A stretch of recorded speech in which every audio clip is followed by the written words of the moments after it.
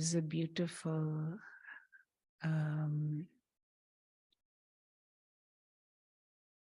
saying or greeting that we use in the Brahma Kumaris.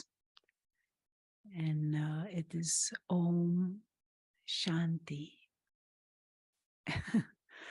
And even now that I'm saying it, I am reminding myself, Om means I am a spiritual being, a non-physical, invisible being of consciousness, a soul.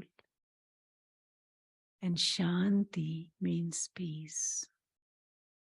I am a peaceful soul.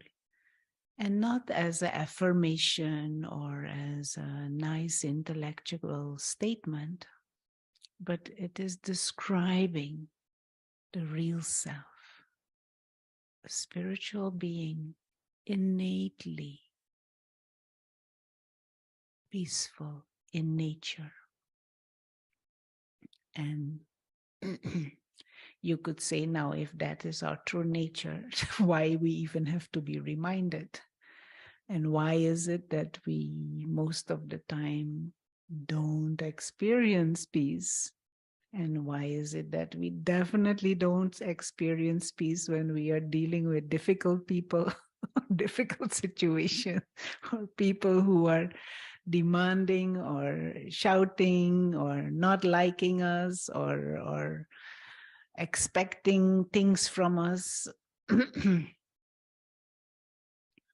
Or maybe it is we are thinking those things of them, and they might be thinking something completely different.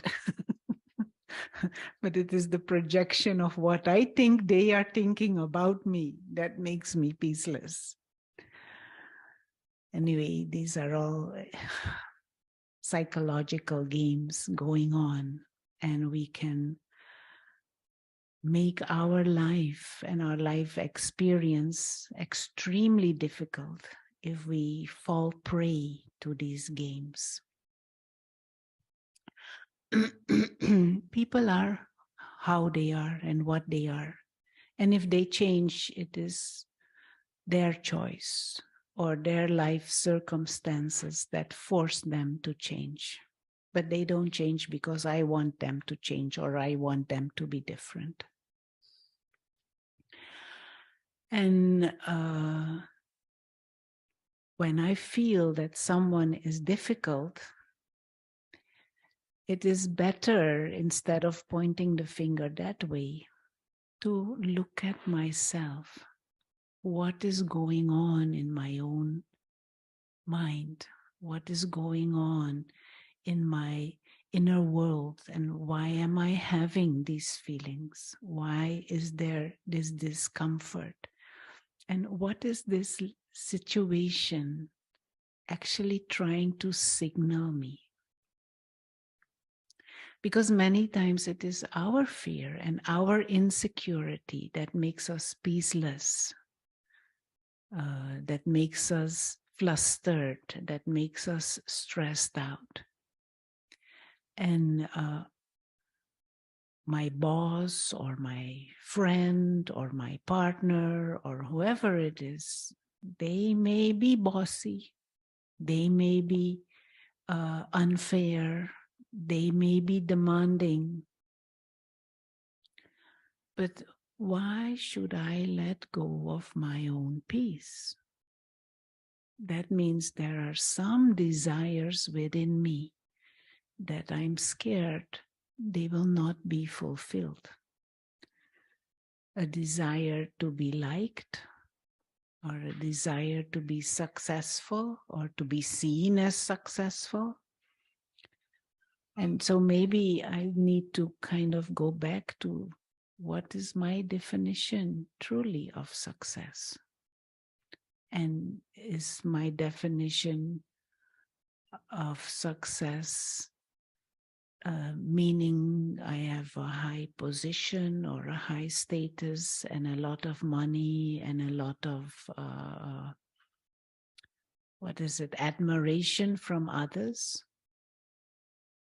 Or is success when I am free from desires, free from expectation, an inner contentment, and an emotional freedom and an emotional independence, that I can remain peaceful. Even if someone gets annoyed with me, even if someone screams and yells or demands certain things, to keep a mind, to keep the mind in peace. Now, there is this saying, to be able to smile in the face of disaster is the sign of a powerful mind.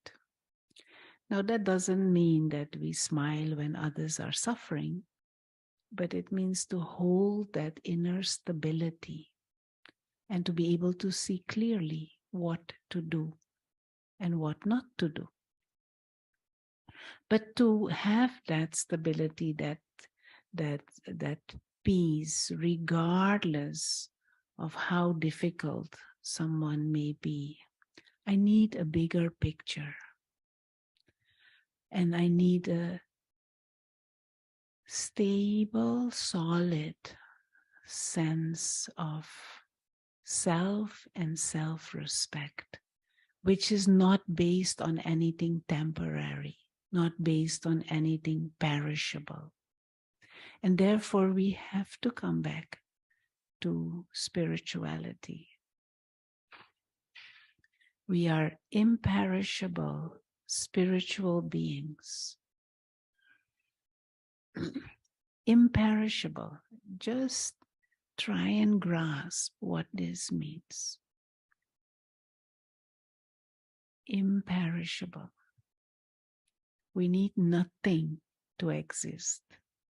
Body needs food and whatever, so you give it. But even if body is not there, we continue to exist forever. Timeless, divine, spiritual beings, souls, eternal beings of light.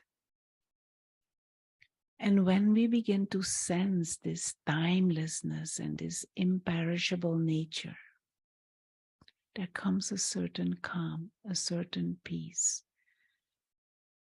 And then we play this game of human life. So we adopt a human body and we interact with others.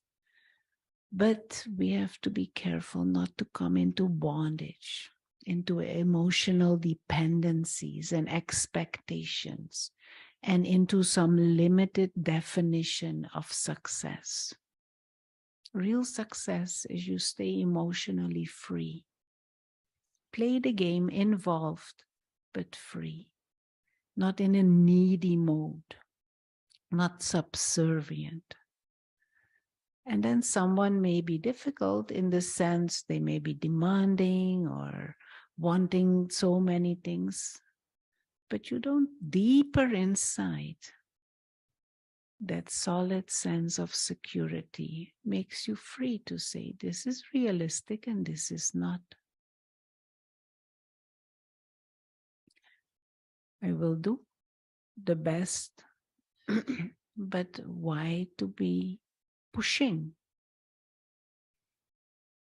And many times when we say difficult people, it is either our inner fear or insecurity about what they may say or what they may think or what I think I may lose if I don't please them. All these complicated things. But we need to do first things first. To remain peaceful in provocative situations, we have to be peaceful also in situations that are not necessarily provocative. And this is why this spiritual practice is useful. Regular practice, reminding yourself of your own higher nature. We have come into this ego and this false sense of self, and we started to believe that life and identity and happiness and success is dependent on others or on achieving certain things. You are already a beautiful being. Just reminding yourself that and remembering and living in that awareness, that is success. And then you play the game. But win or lose, you remain that beautiful spiritual being with innate divine potential. So don't let the game make you scared. Just like when a sportsman, say a baseball player, the ball comes. If the baseball player is scared of the ball, will he play well? He just had to hit the ball. And if he's scared of a ball with a special effect, he will be incompetent. He can't hit the ball. It is the duty of the ball to come, and it is the duty of the baseball, of the batsman to hit. Yeah?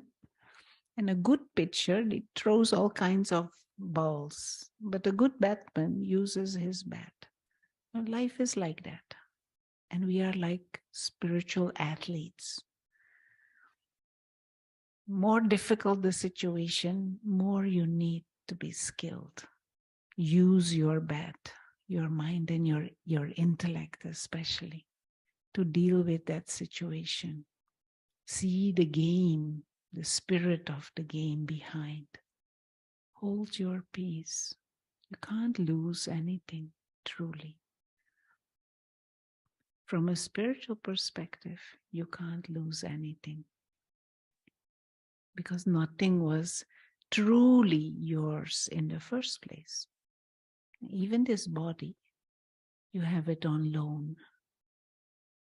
So to come in that spiritual mindset, that spiritual perspective, then there can be peace, regardless of the situation, regardless of how people behave, difficult situations, difficult people. If there is this awareness of Om Shanti, I'm a spiritual being, timeless, living light. But we need to practice this. Practice this. This has to become our awareness. Sink it in. And that will take it's like a resetting of a shift of consciousness, shift in thinking to come out of this victim mindset back into master of the self.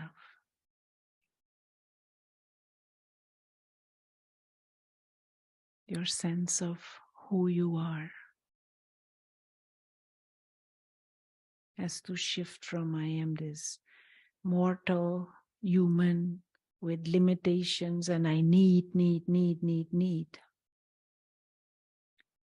Or I'm a spiritual being playing this game and body is a tool. And we play the game with as much skills as we can develop, but ultimately we remain souls, even when the game finishes. So holding that bigger picture, that big perspective, and experiencing the eternity of the soul, that is the foundation for peace, even dealing with difficult people. So let's come back to this basic practice right now, right here. Remind yourself.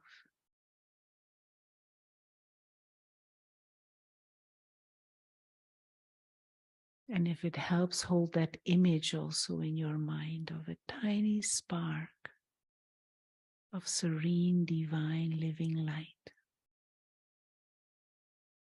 with a certain conviction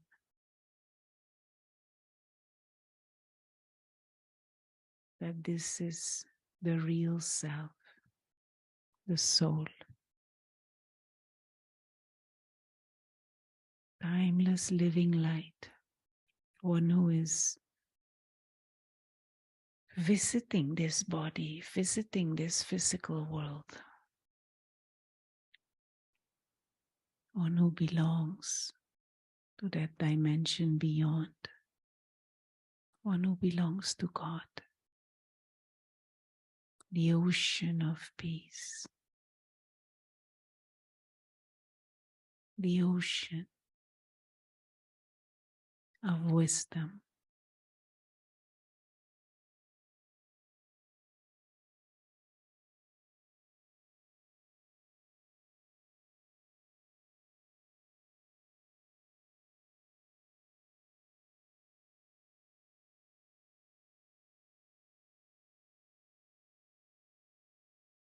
So let us try and hold this awareness, and let us try to hold this peace and this clarity for a few minutes. Let this sink in. Grasp this.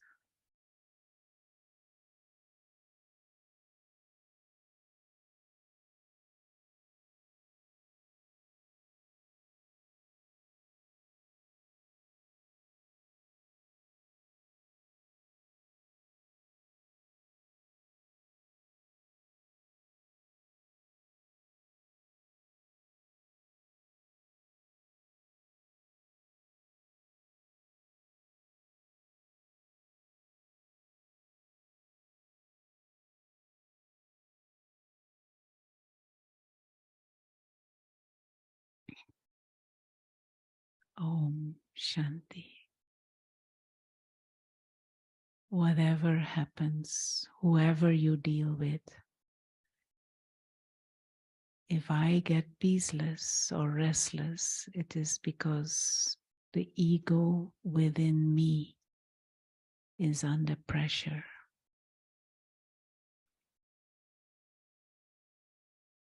And so drop the ego, drop the expectations, drop the desires, and then you will have no buttons to be pushed. Thank you.